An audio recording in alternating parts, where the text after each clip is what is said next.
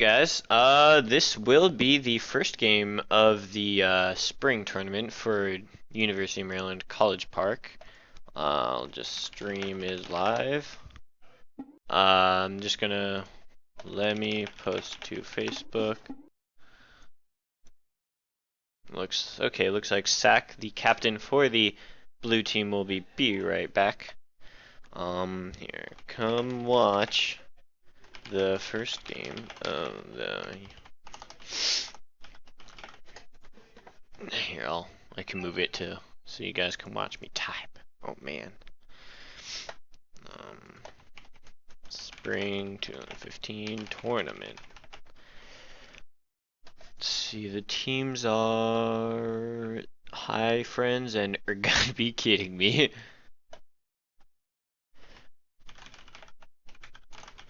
Between Hi Frands and Urgotta be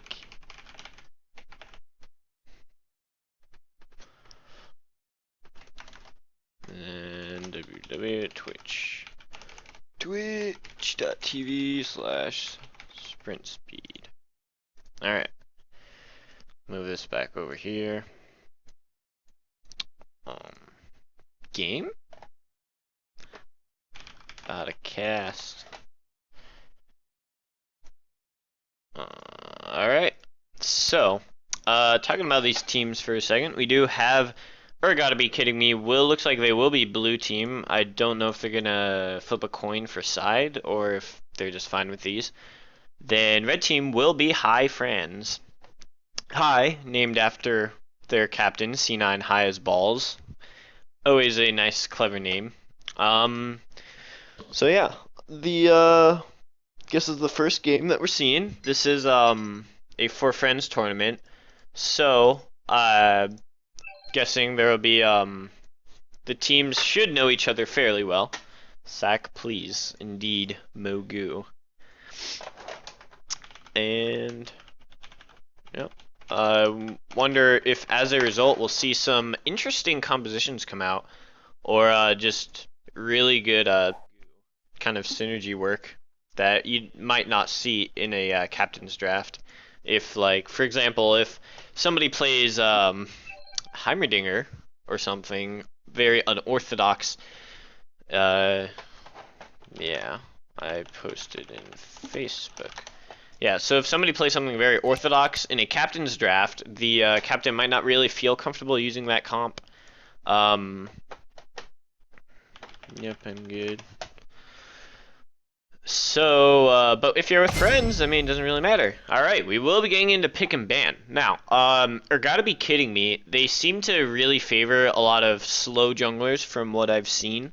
So, the likes of Sejuani, Nautilus kind of things. So I wonder if, purple team, if they've done some scouting, maybe they'll go for a more aggressive early game. And actually, the Scion ban comes out for the beginning.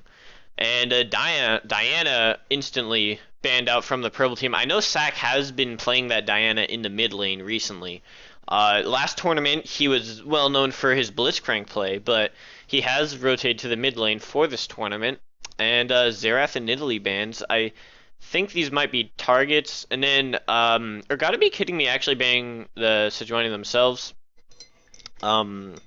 So I guess just want to take that champion out. If they want to get a good first pick, they probably don't want to leave that up because she is so strong right now. And with the insta-lock Gragas, that I do think that is what is happening here. They knew that they wanted to go for this Gragas jungle, which is very strong right now, but it's a little different from the other junglers because just he's more of a caster and he's more mobile than, well, not necessarily more mobile, but he's just a little bit offbeat from a lot of regular, like, huge tank junglers. So, they will be first picking that.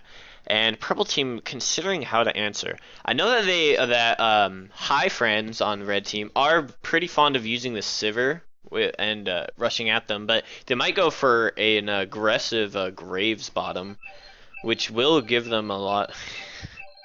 It's a lot of mess. Let's see. I wonder if it's Mom get the camera or maybe Rita please. Oh no, it's all, raise your dongers. Okay. So for the stream, indeed, a wise choice. Yeah. So they do lock in the Morgana and Graves. Morgana could be a solo laner, but that's not very common, so we'll probably just see that in a bottom lane. Morgana being one of the safest first picks that you can get just because she prevents all-ins and CC so easy. Oh my god. Not you too, Sean. Please. And, ooh, very interesting. They are hovering that Sejuani top lane. This is something that has just come out in patch 5.7.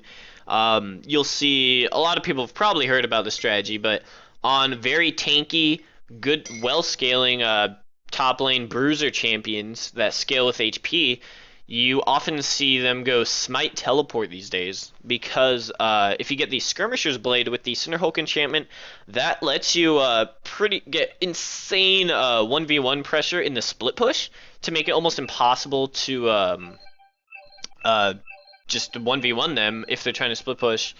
And yeah, if you get an advantage in a smite lane, that means that Shyvana can also just roam down into the enemy jungler and steal a lot of those camps. Oh my god, more spam. And the Teemo Bard! I'm sure that's what they're gonna be logging in here. If they log that in, I'm gonna give them points for balls. Hi. Alright guys. This spam fest though. And Jarvan. I do know that is, I'm pretty sure they have run that a few times in the past, so that is a comfort champion for them. With the Sejuani being locked in, Jarvan is still decent.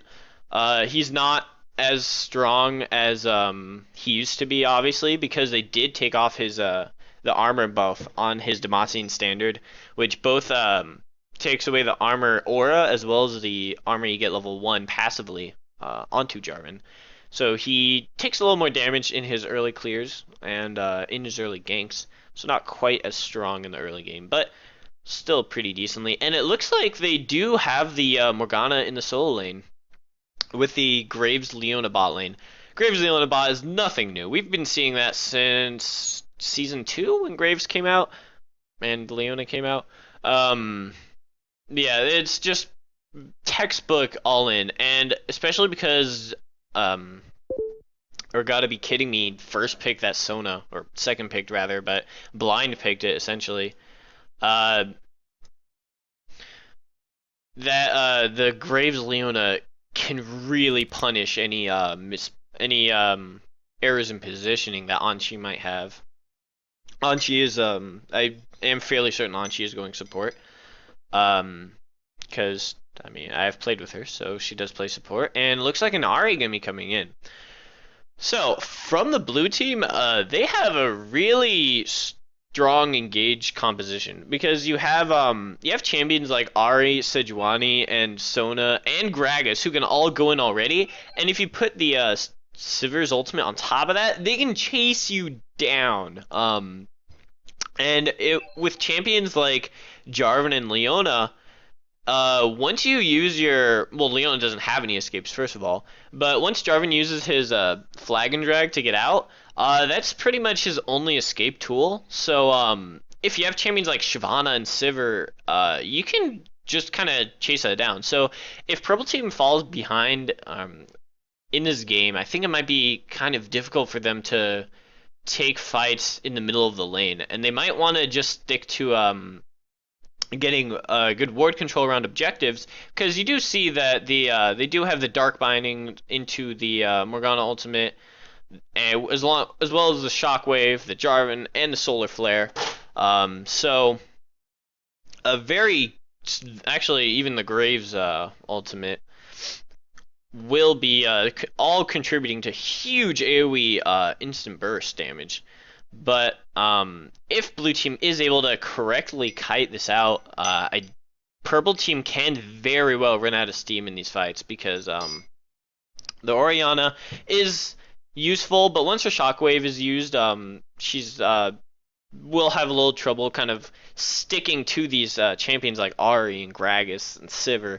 And I think it really depends on Sivir's use of Spell Shield as well as Anchi's positioning. Because if Anchi's out of position, she's just dead. She cannot really escape at all. With the Leona Graves into everything else, she'll just die instantly.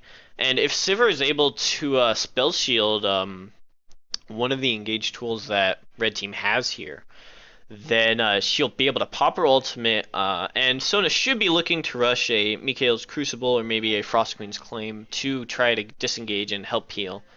Um, and Zach saying Anchi going to be out of position. We will see about that. But yeah, I am curious to see how Morgana does against the Shyvana because Morgana is a very safe laner and it's very hard to dive her. Because I mean Shyvana is decently good at diving because her ultimate gap closes very well and she can stick onto targets very easily. But Morgana with her soul shackles can usually stave that off. But again, if blue team gets a lead here, I don't know if they have an answer for this split push threat in the Shyvana because Morgana doesn't. She can wave clear fairly well, but she doesn't have the 1v1 power. Like, her kit is pretty much designed for the team fights, and her black shield isn't going to help her as much against Shyvana. It can stop the knockback from a Shyvana ultimate, or it reduces the damage on her twin fangs a little. And if she's wearing the shirt, are you streaming? Yep. Posted in Facebook. So yeah, if purple team, if purple team does not push their advantage and just stranglehold control of these objectives to allow Shyvana to get farmed to a point, I really don't think red team has an answer here. Hi friends, gonna be looking to try to get control early then. And I think they really want to focus the bottom lane. Just I would say just try to camp Anchi as much as possible because again she just doesn't have Sona's just very vulnerable. You can try to gank the other lanes, but Shyvana with her burnout gets a huge movement speed increase. Before level 6 she doesn't have flash because she is running the smite though. So if they are confident in their Morgana to be able to land some good bindings, then they will be able to get decent kills onto Shyvana, but Morgana doesn't have that great follow-up before level 6. So that will be a bit of a challenge. And we also really need to see solid warding coming out from the entirety of High Friends team on the red side.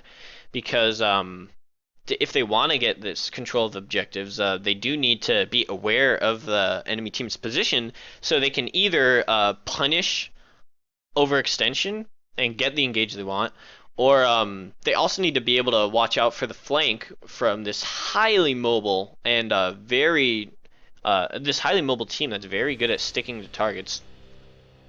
And we will be starting to load the game now. It seems that they're most of the team on the blue side, for Urgotta be kidding me, is slightly higher ranked individually. So we'll see if that plays a factor in the game. I will now switch the broadcaster over to the league. And there we go. So DJ Sona coming in. So Anchi gets a +1 for best skin in the game right now, and they will just be picking out their words. We'll see if they want to do anything. I think red team definitely has the stronger level 1 because dark binding is king. Essentially she hasn't leveled that in. Usually you want to get the tormented soil so you can push faster, but if they want to go for the invade, dark binding is very good. Additionally, Graves buckshot will do a lot of damage, along with Leona having good lockdown versus the kind of low CC, low AoE team that, well, not low AoE, but low CC team that blue side has. And they do have the AoE with Burnout, Gragas, and Sivir at Ahri, but in the level 1 you really want to be looking for more crowd control. So they do set up some wards. Blue team being very cautious, aware that they have a weaker level 1. So Shyvana actually gonna be starting the red buff. This is really interesting because if C9 High's Balls spots us out, I don't think he'll go all the way to this bush. He might just be going over here, or actually just gonna be staying even safer back there. If Shyvana can steal this red, that'll put Shut Up and Poro in a very tough spot, because does he want to invade the... Ooh, actually throws the ball out. Good scouting by C9 High's Balls. Manages to see that Shyvana is there. That could be huge, because if Jarvan falls too far behind early game and they miss their opportunity to kind of punish the fragility of blue team, that might just allow blue team to scale later. But Shyvana is scared away. They do now have a ward. Morgana just put that out, so it will be coming up in the 90 seconds. And yeah, here comes the lane. Shyvana gonna be starting at the Gromp, which is fairly standard for when you're starting with the Smite teleport strategy. C9 High's Ball is getting a bit of an advantage in the early trades, just managing to land a couple Qs there. And looks like Sivir will be shoving that in. Sivir is very good for getting the level 2 power spike, and that is important against the Graves Leona, because Graves Leona has one of the strongest level 2s in the game.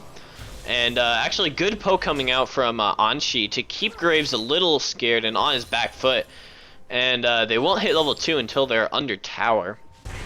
So good early shoving by the blue team. The buckshot was not quite enough to counteract Sivir, and here comes Shyvana just kind of poking Theory a little bit. She does land the return binding, so she'll take a minion damage, which helps her out. But they're just going to kind of be poking back and forth. I will swap these around to put them in their correct positions. And actually, Illuminate the D getting a lot of early damage down, but Fairy getting return bindings, so it's fairly even, but Shyvana does have more potions, so unless Morgana can use her passive to get the spell vamp that up, Shyvana will be able to sustain this back. And yeah, bot lane continuing to poke. Looks like red team isn't quite confident enough to go in. Actually, Jarvan and start doing the first gank of the game in the top lane. Doesn't hit and land the knockup, and just gonna be auto attacking Shyvana. She might just be able to walk away because he kind of burned his engage. Yeah, she does get out of there, and that's kind of something you want to be careful as if you're jungling on somebody with a 1 CC like Jarvan. If you burn that trying to gap close to your opponent, then if they walk away, you really have no follow-up. So I think I might have preferred to see him just walk up and start auto-attacking and then follow up with the knock-up once you have the red buff. Actually, a lot of damage going down, but Sivir tries to spell shield one of the attacks. She still does get stunned, but she goes fairly low. Sona going to be able to heal her back up a little bit, and they do come out of that fairly evenly. Graves actually taking a lot of harass damage as I just rearrange these. And Gragas and Jarvan both in the mid lane. Jarvan knows he's there. Is he going to do anything about it? Actually, Shyvana doing a lot of damage to him. Jarvan going in, doesn't quite get the knockup. Meanwhile, Fairy getting a return binding, but now she's out of mana. She might want to go back and just teleport back into lane, unless she just wants to farm on the tower, because Shyvana's forcing her to burn a lot of spells to just stay even in this harass. However, Shyvana is down 2 CS, however, she did start the Grom, so I think she does have a slight gold lead. Yeah, just very barely, so she is still doing fine. Ahri going to be going back right now. We'll see if C9 High's Balls tries to shove the lane, or actually Ahri not going to be going back. She is going to ward, make sure that nothing tricky happens before she hits level 6, because she did actually burn her flash. So that she's a little vulnerable before she hits level 6. Jarvan not going to be ganking anytime soon though. And Illuminate the D getting a little bit more harassed down. I guess Fairy might have been auto-attacking him a little bit. Gets that CS. Meanwhile, Sivir Soda going to be recalling. We'll see what items they can get. Sivir does have 1200, so probably going to ping a pickaxe. Yep, there it is. And the boots. So I guess the boots just trying to dodge the Zenith Blade or juke Jarvan's Demacian standard into the knockup. And in the mid lane, Richard Lynn, or C9 Highest Balls, who is Richard Lynn, gonna still be healthy, and Ahri is gonna go back. No, she keeps kind of teasing that recall, but decides against it, deciding that she could probably stay in lane for a little while longer. And now that C9 Highest Balls is level 6, I wonder if they're gonna use that Shockwave with a Jarvan gank, because if Jarvan lands a good knockup into a Shockwave, that's pretty much dead on anyone on the blue team. But we'll see if that does indeed go down. Mostly, both of these teams are playing fairly passively. However, one thing to point out, though, is the CS discrepancy in the bottom lane. Even though Sivir, Sivir just got back into the lane, and she is up in CS. That's almost 20 CS now, but I guess it's more to 15 now that Graves gets the wave pushed in on him a little bit. But you do see that CS difference does allow her to have the boots earlier than Graves, so being able to dodge a little more easily. And I do think the boots are slightly more helpful for Sivir than they would be for Graves, simply because a lot of the damage from Sona is just the Cube. Actually, she gets engaged on the exhaust, comes out on both AD carries. Anchi going to be backing up here, and they do get a lot of damage onto Anchi, but she will be trying to heal that up, staying a little farther back now, as you can see, because once they hit level 6, she knows that she can just pop. And Jarvan actually going to be coming down. He does get spotted out by the ward, so going to be backing off a little bit. Meanwhile, Greg is trying to pick up his red buff, and he's going to be roaming mid. We'll see if Sack can land a good charm onto Orianna.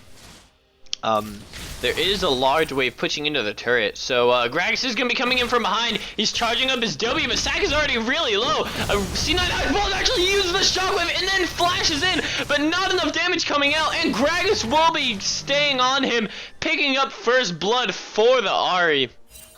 So, good job by C9 Highest Balls. If he had even flashed to try to escape, you do have the Ahri Spear Rush as well as Gragas, just such a mobile champion. So he probably wouldn't even have gotten away. So using the ultimate on himself and then flashing in guarantees that it will hit the Ahri, but you just saw that he didn't quite have enough damage to burst her down completely. Part of that being that he is running the heal. So he was trying to stay safer in lane, but his positioning didn't really reflect that. He was pretty far up without any ward coverage, and you saw that Gragas punished that very well. Meanwhile, there's a large wave pushing into the bottom side for Urgotta be kidding me. They will be getting a lot of damage onto this turret, and actually Leona goes in. Is Graves going to be going in? Graves actually pops instantly, but they get stunned under the turret. Great solar flare stunning both of them, but Graves was already so low before the fight even happened. Just a double Q out from Anchi is able to secure that kill, followed by the crescendo, obviously. Just good return decision making by Urgotta be kidding me. Being able to know that they can kill Graves before they kill them, even though they were stunned under the turret. And maybe Mogu might have wanted to throw down the solar flare a little earlier, because while he did get a great aim on his stun, it was too late, obviously. So Send Zerking saying non-disclosure agreement. All right, buddy. But yeah, he might have just he should have been a little more aware that Graves was liable to getting instantly burst down. So they do pick up that kill in the bottom lane, and if Graves falls behind even further, you can see Sivir has finished her rank 2 boots, which will try to help her dodge a little more skills. It didn't really help her in that last fight because she still got hit by everything that Leona would aimed at him. But if she decides to roam, because the tower is low, those boots might help them chase down kills. And you can see Jarvan actually coming in for a lane gang. Shut Up and Pro does have his ultimate. There is a ward in the lane bush for both teams. I don't think red team is going to be able to push that out to even get a lane gank to go. But they might want to try to bait out over aggression from Urgotta. Be kidding me. Another binding landing from Fairy. She's been pretty decent at punishing that aggression. Actually, Sack goes in, does not land the charm. Good juking by C9 High's balls, and that will keep him alive under the turret. So Ari does not have her ultimate, but C9 High's balls is down to about half health as a result, and Jarvan giving up, going to do his Gromp. And meanwhile, Gragas changing places now. He's looking to do a lane gank. He's at the turret currently. I think he's going to try to come in as sneakily as possible down there. You can see Ari just went back, so if Orianna were to roam down right now, she might be able to catch them into a good counter gank. But obviously they don't have knowledge of that, and Sona clearing the ward in the bush might be a telling sign that they're trying to lane gank. So you can see Leona didn't actually go in there even though they were in tower range. That might be because they are playing a little safer. And you can see Jarvan roaming down. Orianna actually just going back now. She might have enough money to buy an item. And Shyvana hiding in the bush actually dodges the binding. Fairy might go down here. She just can't do anything anymore. She should... Oh, and she does flash away. Dodges the damage from the Shyvana ultimate. So good job by Fairy knowing when to use a flash, even though her dark binding missed. But as I said, she just can't really deal with her Shyvana. The more items Shyvana gets, she's about to finish her Cinder Hulk, which does give you that percent bonus health. And Morgana, not one that really deals a lot of good damage to a lot of health, but actually Gragas going in, throws the ultimate, but that just pins Nasax against the wall.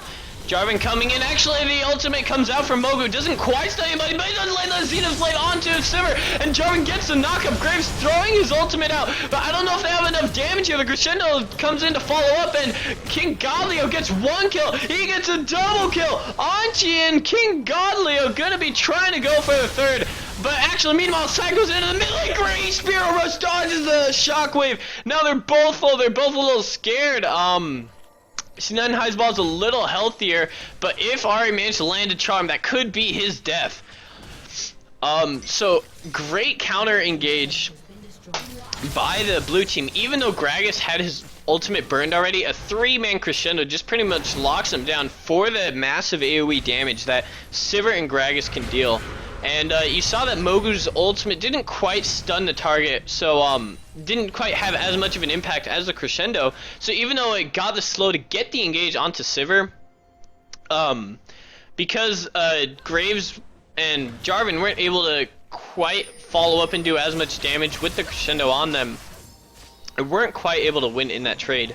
And now they are going to be trying to do a dragon. They're kind of low. Nasax might be able to do this. Here comes Mogu. Is he going to land another Zenith Blade? Anshi's out of position. She knows she's going to die. Nice job picking that up. Mogu takes a kill. So it is now 4-2. But red team did take the dragon. So Shyvana going to be continuing to push us in. Fairy managing to hold on pretty fine here. Only down 10 CS, which is fairly fine so far. But Graves is already 30 CS down, as well as the 3 assists that Sivir has. And actually, Mogu just getting free damage onto him. If Sack were to spear rush in here, he might be able to get do a good dodge by Mogu, and he does manage to get out of there with the juke. And oh, the last tick of the night actually finishes him off. So just Sack getting in those autos, even though the charm didn't quite land. And the Solar Flare even zoned him off, but perfectly calculated, I guess. Getting the last tick to barely pick up that kill. And it will be very difficult for this bot lane now that they're behind, because a Graves Leona lane is a very one-dimensional type of team where Sona and Sivir, you can kite a lot, you can sustain, you can poke, or you can go for a alright all-in with the Crescendo. But Graves Leona, you really only have all-in as an option. And if you're this far behind, you just can't really all-in, so Leona doesn't really have much presence in the lane phase. And you can see they already got the turret, a lot of wards set up by the blue team. Even though the dragon was already taken, we're going to be able to spot out those roams if they go in between the lanes. There are 3 people around the mid lane for red team, But I think Mogu is just trying to put a couple wards, just spot their movements. Yeah, there he goes. He's gonna probably gonna see that ward in that bush over there. Binding lands onto Illuminate the D, but this is he's pretty much fine with this. He's just farming. He knows Morgan doesn't really have any kill pressure on him. And Grax is actually going to be coming up to see if he gets kill pressure onto Fairy. I think Illuminated D might want to try to bait out the Black Shield if he can. So if he tries the ultimate, followed up by a Gragas ultimate, that might be good. But actually Gragas is just going to be poking. Meanwhile, they're going in the middle lane. Soulfare doesn't really hit anyone. Jarvan doesn't quite land a knock-up either, but a good shockwave gets on the Anchi. But they're a little bit split in their focus here. They're just auto-attacking all these different champions. They do get the kill onto Ahri with Graves with a great roam.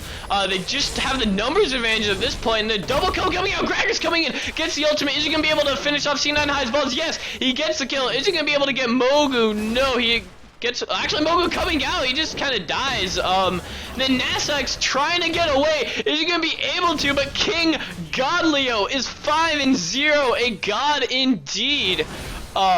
They will get the middle turret as punishment. And that was just a little over greedy from Red Team. After they got the numbers advantage with the kills, they should have just kind of retreated down into the bottom side. They knew Gragas was in the top lane, so they should have been aware that it was very possible for him to roam down through this jungle, in which they had 0 ward coverage. So yeah, just staying around in that lane. Gragas did get a really nice ultimate, so I'm not sure if Orianna would be able to get out anyways, but actually ultimate the D trying to go in, and he does force the flash. Fairy getting really low, and Fairy hasn't died yet, but you can see that she keeps getting into these situations where she gets about to die, and I'm wondering at which point is Illuminate the D able to kill her? Because actually what he could do is, if he sets up good ward control in the jungle, and he could probably do that because he does have the smite, he could even proxy farm behind the turret, because Morgana really doesn't have an answer to that, which will force the jungle pressure to come up and allow blue team to make a play on the bottom side of the map, because you do have Dragon coming up in 2 minutes. So anyways, with that mid lane fight, they might have gotten the kill onto Orianna anyways, but Nasax and Mogu kind of sticking around for too long. They should have just kind of gone down to the bottom side. They should have known that there weren't any threats down there, because the whole team is on that side or dead from the middle lane fight. Actually, wow! A charm landing on the Nasax, and he just instantly blows up. Sack landing the skill shots. Last tournament, he was very well known for his Blitzcrank play, in which he actually brought Smite to be able to hook people through minions. Illuminated D just gonna be doing more damage. He does have the bilge water now, so he does even more damage. And 3 people in the middle lane gonna be punishing Nasax's getting hit by the charm. And Jarvan trying to get out of there. I think he should be safe. Illuminated the D actually just gonna take the turret, and Fairy might go down here. If Ultimate D ults, there it is, and he should just kill her. Binding comes out, but too little, too late, and just like that, all the lanes are just shoved into the inner turrets, and all the lanes are losing now. Orianna held on for a long time, but good roaming by Sack, and great dodge on hit from the shockwave earlier that we saw has allowed him to kind of just manhandle a lead, and actually Gragas going in and just kind of bodying them so that they can get this blue buff. Sack will pick that up, which means that they can give their own blue buff to somebody else of their choosing, like King Godleo, being Gragas. And that shove middle into the blue steel means that they're able to set up a complete ward control over this bottom side jungle. Now they're going to take this dragon pretty much for free, because red team just simply cannot approach this when you have a team like Gragas and Ahri who can instantly pick you off. And Mogu going to be roaming through to try to get a little bit of warding, but this is what I'm talking about. Gragas waiting here and wisely backs off there, realizes that he needs the support of his team before he really wants to go in there. Meanwhile, Jarvan just going to be picking up his red buff, but that means that there's nothing to stop Ahri from just being really aggressive in the bottom lane, and that does give up the inner turret for the blue team. Rather, it was red team's turret, but blue team got the inner turret. And now Shyvana finished the Blade of the Ruin King. That is going to be huge because this is I think this might just be the breaking point for Morgana being able to hold the lane. She can't even be out here. She needs to be all the way back at her turret because if Illuminate the D just keeps if she doesn't hit these bindings every single time, she's effectively dead. So that is going to be very dangerous. You can see that she does realize that, and a great warding actually, getting the triple coverage in all these bushes. This one's about to run out, but being able to spot where Shyvana is going and if Morgana's even being ganked. So the red team has actually gotten a lot of wards out, but they don't have any upgraded sweepers on their team. So they can't really clear any of these, which means blue team still might be able to pick them off in their rotations just because they're so mobile. They could, if they're in position waiting around the middle lane, they might be able to just kind of pop ultimates and get over there if they spot somebody out. But Jarvan gonna be trying for a flank here. We'll see how this goes. Shyvana's still pushing the top lane, and Fairy actually coming in at kind of a dangerous angle. She's already going down to half health. Shyvana's just gonna be doing a lot of damage. And Gragas coming up now. He will be spotted by that ward. High Friends should have seen him come up there, which means that they actually have the numbers advantage here, so they shouldn't be too scared. And actually the ball is on Jarvan if he wants to do an engage, but he's getting a lot of poke down. He's going now. He gets the knock up, but it doesn't quite knock up Sever. And actually they're going in. Sack is cleaning up everybody. Crescendo stuns all of them. They're all going down. Gragas with the roam, and they just clean up house. Sack getting a triple kill. This is getting really really painful for red team because, like I said, now that they've fallen behind, wow, report Cardane. I'm not sure what that's about. I guess stealing the kill, but yeah, now that red team has fallen behind, they really don't have an answer for the Shyvana, and they don't have an answer with these long laning fights where even though they got a good engage, they were all lined up for the perfect crescendo. And the crescendo, not only did it allow them to allow blue team to get a lot of free damage with the Ahri, who's really fed, but it gave Gragas enough time to roam down, get a huge ultimate off. And actually, Jarvan going in here, I don't even know if he really wants to do this.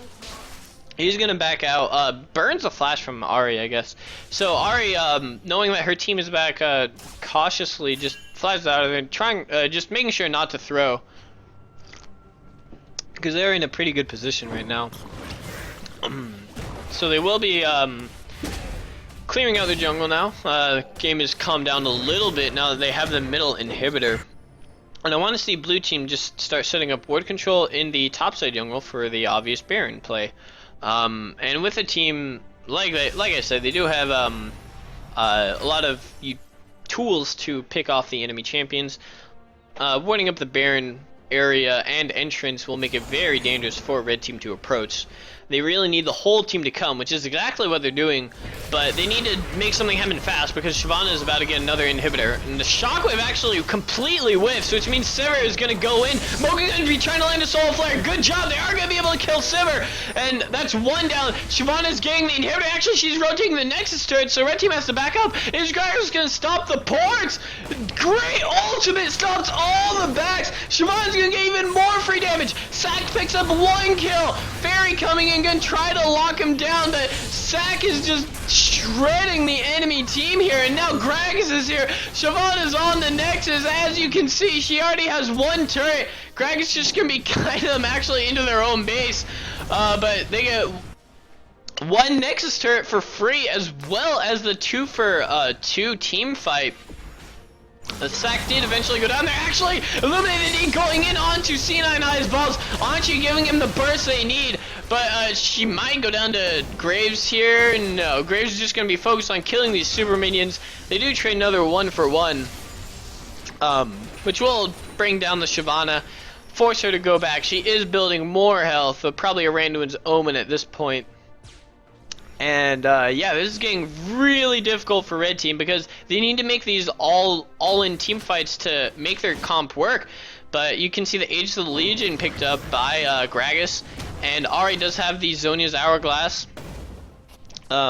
So, it's just gonna be harder and harder for red team to be able to burst somebody down. Especially with a... Oh, actually, he was hiding right there. I guess he got spotted, but Mogu gonna be backing off, kind of realizing he probably doesn't want to engage us because the rest of blue team might be nearby. And gonna be trying to clear the ward. That might be a little greedy. Where's the charm? It does land, but actually the charm forcing him to go down. So Sack missing the orb from Ari. They will be picking up Dragon. This is gonna be their third, which gives them the bonus movement speed, which is always a useful one. Not that their team really needs more movement speed, but that's just making it even more difficult. And Shyvana gonna be completely botting him out. Look, her by herself, she's pretty much done half of the health of Jarvan. Great ultimate for Mogu, stopping the entire backline from coming forward, but Shyvana gonna be ulting in, and this is the long lane fight we're talking about. They can't run away. Jarvan has already tried to escape, but now they just keep walking on them. Gragas gonna be throwing his ultimate. Shyvana goes down, but meanwhile, Morgana gets taken down. That means Sivir can take another turret. Their Nexus turret is almost dead already. They're gonna be getting the second inhibitor. This might be the end of the game. King Galio doesn't land a knockup from his E, but I don't know if Graves and Jarvan can do this alone. Anchi taking turret damage. Jarvan going in for one last ditch effort, but good kiting, and actually Graves just gets deleted. So that will be game for the blue team. Good job, Urgotta, be kidding me. I know, even a crescendo going down, insult to injury. Well, Mogu, no, he actually survives. So, Mogu's saying, ha, can't kill me at the end. He will keep his, KDA a little better, but good job to Urgotta, be kidding me. Able to get a lot of control through the bottom lane and great ward coverage around the dragon, picking their fights in the long lanes and being able to get the win from that.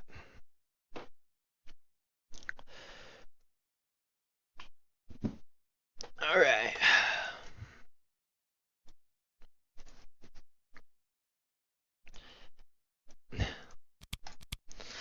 Alright, so well played, guys. And that will, oh, maybe I should change the title of the stream. I don't know if I can even change it anymore. Gotta be kidding me. Alright. Yeah, anyways, thanks for watching the game. I'll keep you posted if there are more games coming up later. But see you guys next time.